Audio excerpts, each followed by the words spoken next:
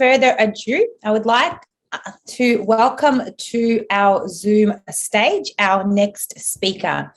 Now, the next speaker is going to get us moving just a little bit more. Our next speaker is Jen Findlow. Jen was born and grew up in Melbourne, Australia.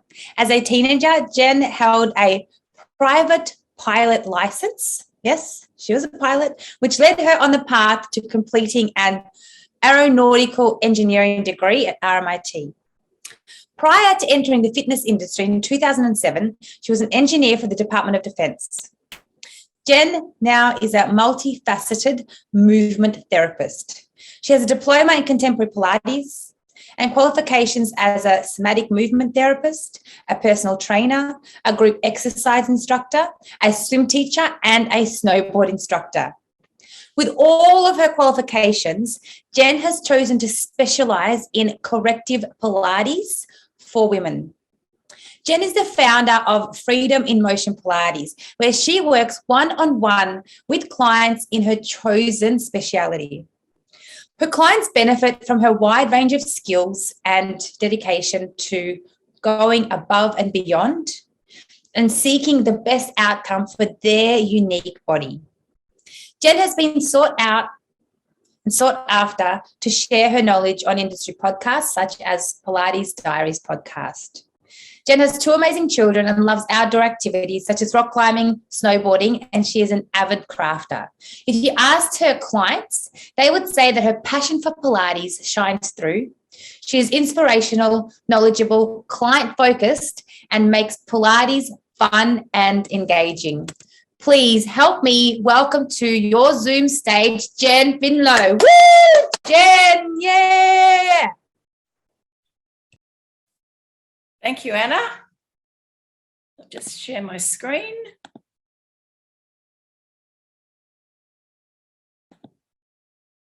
All right, so just a little bit of a Pilates joke to get you started off. Pilates, oh heavens no. I thought you said pie and lattes.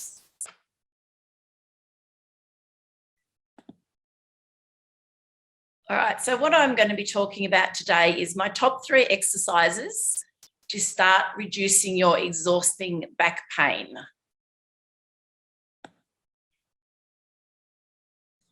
So I'm going to go through a little bit about back pain statistics, about my story and how I came to be so passionate about Pilates, what it's costing us in terms of our emotions, physically and financially with back pain, a little bit of anatomy on our core muscles and how weakness in our core muscles can contribute to back pain, and how strength in our core muscles can help us to alleviate back pain.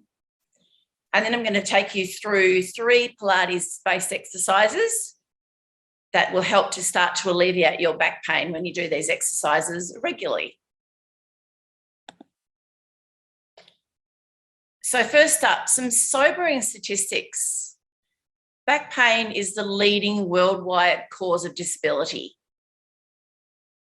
So that's pretty significant when you think about it, especially when you think that a lot of back pain is actually relatively benign and it doesn't take a lot of exercises and a lot of time to actually alleviate that back pain. There are, of course, some more serious causes of back pain that take more time to alleviate, but as I said, a lot of back pain can be quite benign. So to have a quite benign cause of pain in your body cause such disability throughout the world is really quite significant. So just within Australia, in any one day, 25% of the population experience back pain. That's a huge number of people in pain. Over the last month, that translates to half the population experiencing back pain at least one day over the last month. So within the lifetime of your average Australian, 70 to 90% of people will experience pain. And the cost to the economy, around about $2 billion a year. So that's really huge. the cost of the healthcare system. And back pain is responsible for 40% of early retirement. I've just got something happening and I haven't done mine yet, but I will be, trust me. Yeah. Yeah. Okay. So you don't want to become a statistic. There's a high chance that you or someone you know will experience back pain at some stage during your life or their life. And I have some simple tools that you can use to help alleviate your back pain and stop you from becoming a statistic. So my story, I absolutely loved my job as an aerobics instructor. I taught something like 9 classes a week. I practiced the choreography for those classes, and I did my own workouts on top of that. Unfortunately, after a few years, I got to the point where my body was just overworked. So I ended up in extreme fatigue, full of aches and pains, and ended up spending 18 months on the couch. And I had to give up my beloved job as an instructor, ended up putting on weight, ended up, feeling pretty miserable, feeling pretty useless. I'd take my kids to school, I'd come back home, and I'd end up on the couch. I had no idea what was going on with my body. I thought there must be something wrong. I ended up at the doctor's many, many times. The doctors never found any diagnoses for what was wrong. But I was still fatigued, still full of aches and pains, and still looking for answers. I had numerous blood tests. I looked for things like rheumatoid arthritis. They looked for other things like fibromyalgia, chronic fatigue. They're basically looking for inflammation in my body, but nothing ever showed up. So then I went down the path of allied health visits, even naturopaths. So people like osteopaths, physiotherapists, chiropractors, myotherapists, massage therapists. I was seeing them all on a very, very regular basis. I would get a little bit of relief, maybe for a few days, but it didn't really help long term. And I'd find myself back there the next week. There were even times when I'd have back-to-back visits with 2 different practitioners. And at no point during this whole process was it ever suggested that I try Pilates. I got to the point where I discovered there was a Pilates studio near my house, and I thought, oh, this can't possibly get any worse. It's only going to get better from here. And I thought I'd give Pilates a go. And I can honestly say that only Pilates gave me back my life. And through my journey through Pilates, I discovered that what had happened was the small intrinsic muscles in my body that were holding my bones in their joints were really not doing much. So I wasn't being held together well. My joints were not being held together well. So a lot of my muscles were having to overwork, hence the fatigue, hence the aches and the pains. And as I said, only Pilates gave me back my life, and that's where my passion for Pilates and the desire to teach has come from. So why do people work with me? Well, as Anna mentioned, I've got a fairly long history teaching in the group fitness industry, working as a personal trainer, a snowboard instructor, a swimming teacher. So a fairly long history of working with people's bodies. And I have a diploma in contemporary Pilates. Because I have so much passion for Pilates, since 2017, I've been focusing on working just with Pilates with my clients. So I specialise in working with clients, generally women, with various musculoskeletal conditions, and I design them individually tailored exercises. So people work with me individually because they're not suited to work in a group class.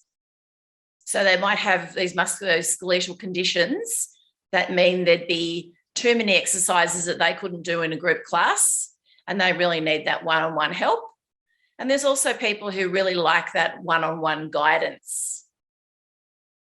And of course, I have experience with rehabbing my own body and have been doing that process since about 20. So I've been working on overcoming my own aches and pains, which do still come up from time to time, and I'm able to rehab those pretty quickly with my own personal Pilates practice. So essentially what I do with my clients is I guide and inspire my clients to become invested in healing their own bodies and then to do the work necessary to achieve this.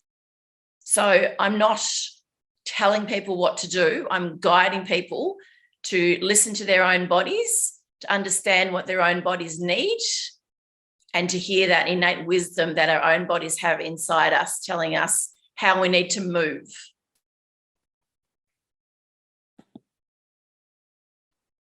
So moving on to the costs of back pain. So I'm starting with the physical costs. People who have back pain find that everyday activities hurt. Getting down on the floor to play with your kids hurts. Carrying the shopping to the car hurts. Unpacking the shopping hurts. Just everyday activities cause that pain. They have difficulty sleeping and they have difficulty staying in one position for long periods of time. And if you've experienced extreme back pain, you may have bent down, twisted and gone to pick something up and found you've had a spasm in your back and you have that sudden immobility. And I've had clients tell me they've had to crawl into the house, get the phone and call an ambulance because they've been in that much pain. So basically, back pain can be agonizing.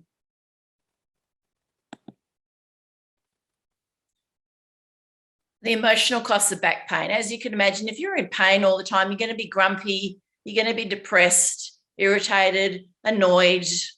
You're going to have a short span of concentration. It's going to be hard to do your job. It's going to be hard to interact with your family, your friends.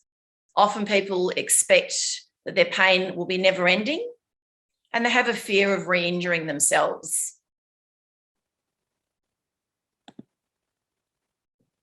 What does it cost financially? Well, as I discovered, a lot of money can be spent on doctors and allied health visits. Allied health visits in particular don't come cheap. Then there's the cost of medications, things like painkillers and anti-inflammatories. Then you have lost productivity and lost time.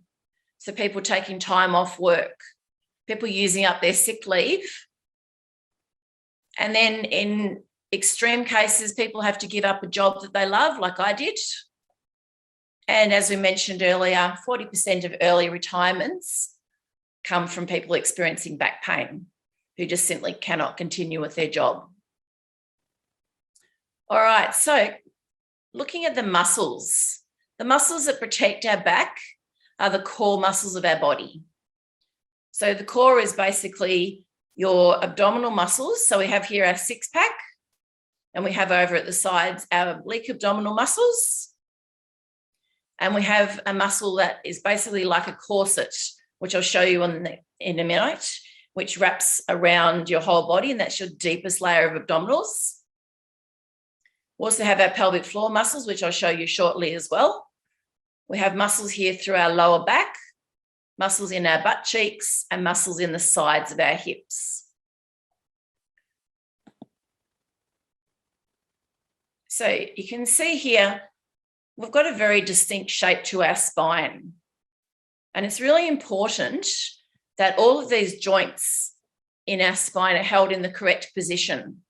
If they're not held in the correct position, then we can have misalignment. So this is where you have discs bulging, discs slipping, vertebra slipping. And that misalignment causes damage and causes pain. Sometimes we end up with some of those muscles of our core overworking, as I experienced, or some of the muscles are not working hard enough. And this pulls these joints out of alignment. So overworked muscles cause pain.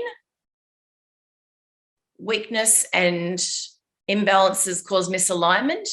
Misalignment in these joints causes damage and then also causes pain. Also causes pain from things like trapped nerves. So if you've experienced pain, you may experience pain radiating down into your butt or even down your leg. So the deepest layer of muscles that I'm talking about today, there's two main muscles. So I mentioned this muscle here that wraps around your entire belly like a corset. So this is called the transverse abdominis. It attaches here at the front of your belly, goes all the way around the back and attaches into your spine at the back. And it basically stabilizes your spine and holds those joints in the correct position. The other muscle we're going to look at is the pelvic floor. So here's the base of somebody's spine coming down to their tailbone. Here's the pelvic floor. So this muscle that runs right across the base of the pelvis to the pubic bone here at the front are your pelvic floor muscles. And here's your six-pack muscles coming up here. Now, obviously, this is a picture of female anatomy. Males have the same anatomy in terms of the pelvic floor muscles. So the purpose of the three exercises I wanted to show you are to strengthen your deep abdominals and your pelvic floor. And we strengthen those while our body is stationary. We also look at strengthening those while moving a limb. And that will cover the three exercises that I'm showing you. So feel free to follow along with the exercises, which will involve you getting down onto the floor and you can listen to what I'm talking about. Or, as Anna mentioned, this is being recorded and you can go back and you can follow along and practice these exercises later on. So exercise 1 is merely the activation of those deep abdominal and pelvic floor muscles. And they're done when you're seated in a chair. They can also be done in any position, but today we're going to focus on doing these while seated in your chair. So strengthening the muscles while staying stationary. So the first thing I want you to do is lift your pelvic floor muscles up towards the crown of your head, as if you're stopping yourself from going to the toilet. So think of creating a vacuum between those pelvic floor muscles and the chair. We're also going to focus on drawing our belly button in towards our spine. Or think of it as somebody tightening a belt around your waist. Maybe having to suck in your belly to put on a pair of pants that are a little bit too tight. So just to recap, lifting the pelvic floor upwards like you're stopping yourself going to the toilet, and drawing your belly button in towards your spine. Just doing these exercises alone is already starting to build strength in the muscles that stabilize your spine. The next two exercises are done lying down on your back, as shown in this picture, with your knees bent, and we're looking for a natural curve in our back. So to find the natural curve in your back, just look for a position where you've got a small curve under your back and neither your belly muscles or your back muscles are doing any work. First exercise is called the bent knee fall out. So you're going to lift up your pelvic floor and you're going to deepen your belly button down towards the floor, and then you're going to lower one knee out towards the side. And then you're going to bring that knee back in while still deepening through those muscles. And then we're going to swap sides and do the same thing with the opposite leg. So your job is to have enough strength in your pelvic floor muscles and your deep abdominal muscles that you can move the knee independent of moving the spine. So we don't want to be rotating the spine to the side or feeling extra pressure through the butt cheek of the moving leg. So essentially, we're using the muscles to keep the spine still as we move the leg. The next exercise, the knee float, essentially the same thing. We're looking at moving a leg without changing the shape of the spine or without the pelvis rocking from side to side. So your job is to lift one leg up into what we call tabletop and lower that leg, and then lifting the other leg and lowering that leg. While you're lifting and lowering your leg, you're lifting up through the pelvic floor, you're deepening your belly button in towards the spine, and you're maintaining that small curve underneath your lower back. So with all these exercises, we are focusing on lifting up through the pelvic floor and deepening through your deep abdominals. And that's how we work to strengthen our back. So how often should you do these exercises, and how many should you do? To really get the benefit, we do these exercises regularly. Every day if you can. I recommend 10 repetitions. You can do this as many times as you like. You can't do these exercises too many times.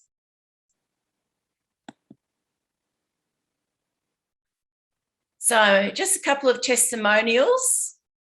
This one here is from a lady who has fibromyalgia. So she's unable to go to a group class because she has a lot of areas of pain through her body and needs to have a very tailored program that works just for her. And this is a client who has lower back and shoulder issues.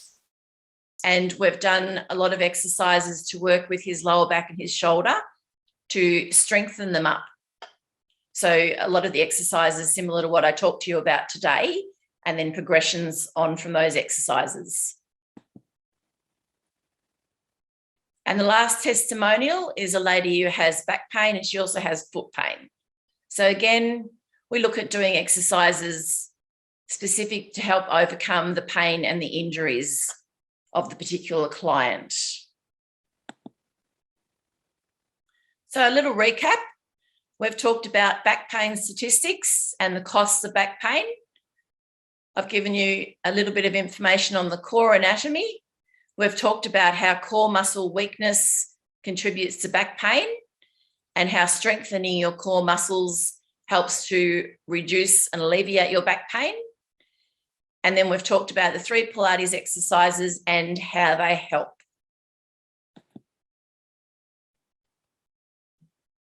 So what's next? Feel free to follow the link in the chat to book a 30-minute discovery call to see if I can help you if you have any issues with your back or any other issues that you might want to discuss. And I can work with people both in my studio and also via Zoom if you're not located in my area. So thank you for listening. Thanks so much, Jen.